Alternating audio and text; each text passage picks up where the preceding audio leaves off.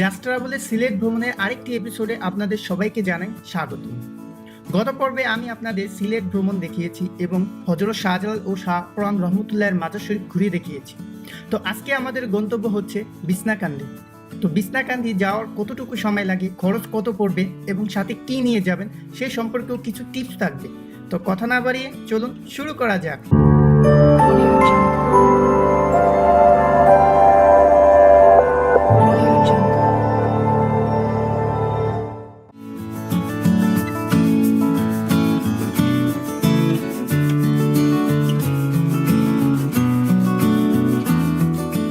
বন্ধুরা, সিলেট হচ্ছে মেঘের রাজ্য।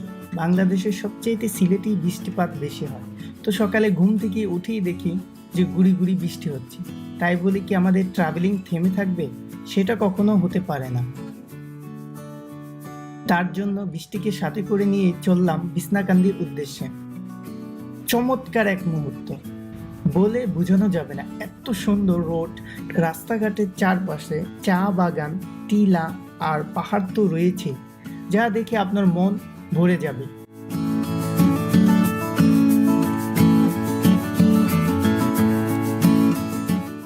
বিছনাকান্দি তো আর হেঁটে হেঁটে যাওয়া যায় না, যাওয়ার জন্য অবশ্যই গাড়ির প্রয়োজন আছে। তো আপনি যেতে চাইলে ব্যক্তিগত বা সিএনজিতে যেতে পারেন। তো আমরা নর্মালি সিএনজিতে গেছি, ভাড়া পড়ছে 1500 টাকা। আপনি চাইলে ব্যক্তিগত গাড়িতেই যেতে পারেন, আর আমার মতে এটাই বেস্ট।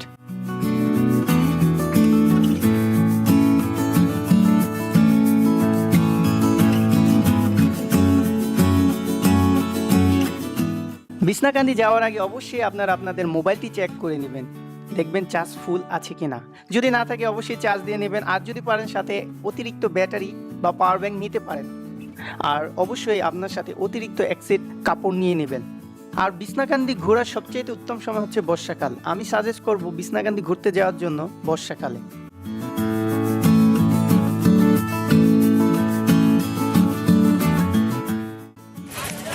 এখন আছি আপনার পীরের বাজার বিছনাকান্দি। আর আমাদের বিছনাকান্দি মূল ফটকে যাওয়ার জন্য এখান থেকে আপনার নৌকা ভাড়া করে তারপর যেতে হবে। এই অসংখ্য বোটের মাঝখান থেকে একটি বোট ভাড়া করে আপনাকে যেতে হবে বিছনাকান্দি। যদি আপনারা সংখ্যায় কম থাকেন তাহলে ওইখানে আপনার মতন আর অনেকে আছে, তাদের সাথে মিলে একটি বোট ভাড়া করুন, তাহলে খরচ পড়বে কম। তেমনটি সমস্যায় আমরা পড়ছিলাম। তো আমরা আরেকটি দলের সাথে অ্যাড হয়ে আমরা ভাড়া করছি 2000 টাকায়।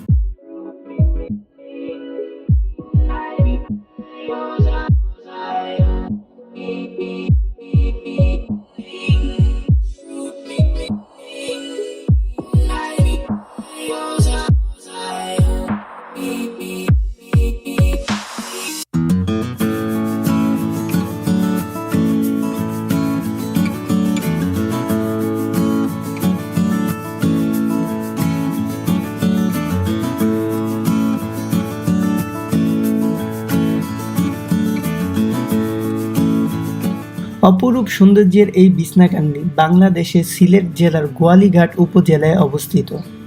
এত সুন্দর পাহাড় দেখে মুগ্ধ করার মতন। ভারত বাংলাদেশ সীমান্তবর্তী অঞ্চলে হওয়াতে তার সৌন্দর্য আরও বৃদ্ধি পেয়েছে।